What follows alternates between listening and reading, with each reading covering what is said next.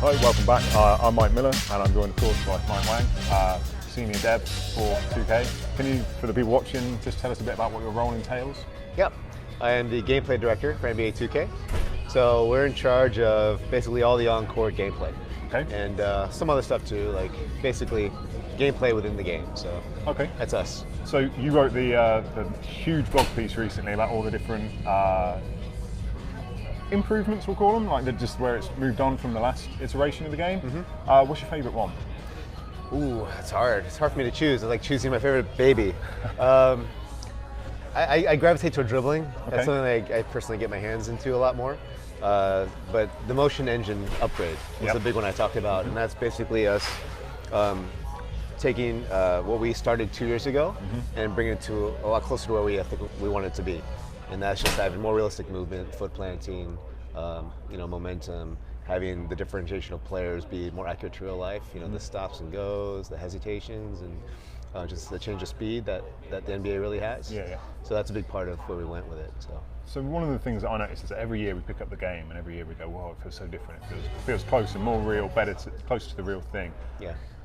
How do you keep, for a cyclical game where this is it, like how do you keep improving it? Well, for one thing, I don't think we're there yet. So our target is much higher than I think maybe most people have.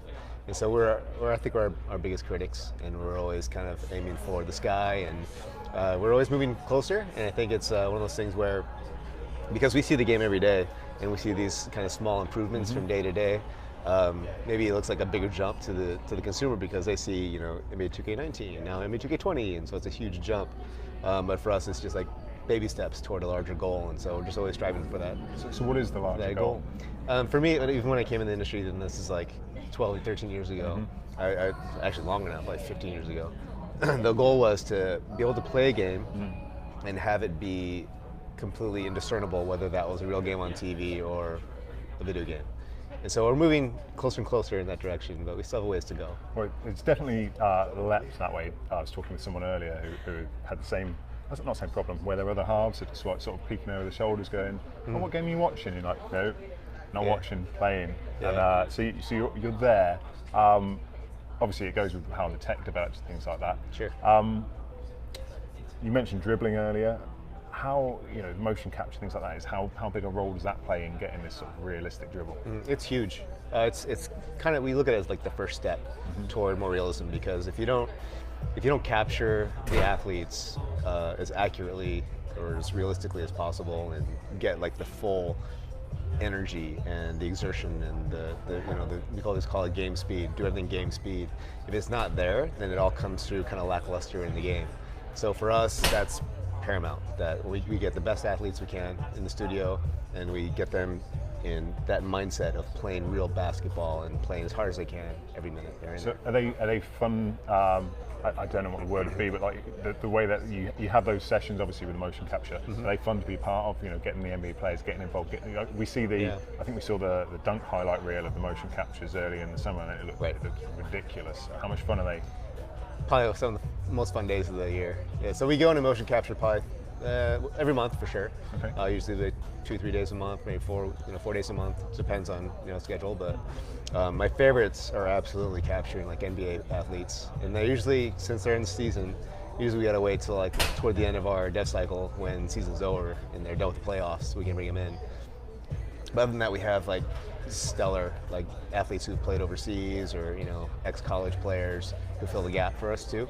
And so we're constantly bringing in new athletes and new talent, and that's, like I said, it's where it starts. You get the best talent, and they play hard, then that's where we can build our library of animations and make it look right. And obviously launch date September 6th. How soon after that are you going to be 2K21, this is what we're doing, this is what we're working on? Is it straight away?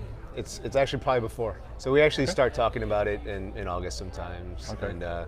And some part of the team's actually working toward larger goals. They're working toward things that may not see the light of day till 2K22 or 23. Yeah. So a portion of our team's already thinking long term. But for the majority of our gameplay team, we are heads down, focused on the current one. So we'll be on 2K20, and we'll continue to support 2K20 for several months after we're shipped. But we start talking about the next game. Like, we've already started talking about it. So yeah, Awesome. it doesn't stop. It just kind of keeps going. So what on a year-to-year basis then? What is there anything in particular that jumps out? Is there something where you go, okay, maybe that wasn't as good as we wanted it, so we want to focus on that, or is there just something in general where it's each year improve X, Y, Z, or is it sort of specific? Yeah, Aspects of the game? it depends. Like sometimes it's like it's having a higher goal, kind of a pillar for the year, and this is where we want to improve control, or we want to improve like I don't know the balance between offense and defense, like kind of the counterbalance there. But a lot of times we have I have a team of excellent producers and engineers, and we all kind of own different areas of gameplay.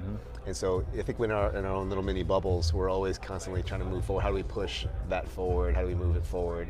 And so a lot of times it's thinking of like a high level goal we're going to attack for a year.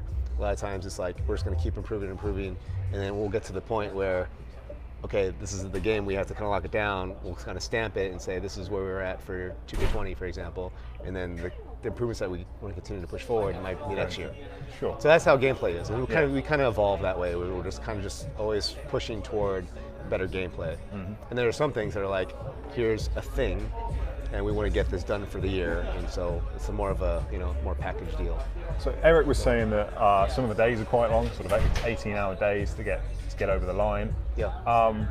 Can you still step away from being a developer, and do you play 2K as like a gamer, still just kick it back and play it, or you always develop the mind on? Or I don't know if it's possible to turn off the developer mind, but part of my process, and this has been since I got in the industry, and probably why I don't know why I love gameplay so much, is that what I try to do is I'll spend the day working on the game, and that's making tweaks and just adding features, changing things, and grabbing everyone else's changes from my engineers and my other producers. And then at night, what I try to do is kind of just step back and just play as if I was a consumer. Yeah. And how would I feel about how the game is right today, and what needs to be tweaked and changed tomorrow.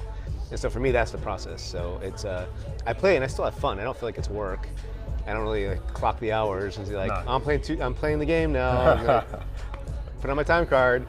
It's just part of what we do. We love it. It's our passion. So do you have as a fan then? Do you have a favorite team or player that you go to?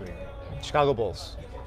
It's been a little tougher in recent years. Sure. But historically, that's my team ever since Michael Jordan. So nice. Yeah. And of course, with guys like Zach LaVine, it must be a fun team to play with. Absolutely fun. Yeah. Awesome. I love Zach LaVine.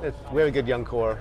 May not win a ton of games, but it's fun. They're fun to play with now, especially with Kobe's there, and we have Wendell and Markkinen. A lot of young talent who's really good, and so they're fun. You follow the league closely as well, then. So yeah. So basically, your life apart from sleep is in some way consumed by basketball. Is that fair to say? A little bit.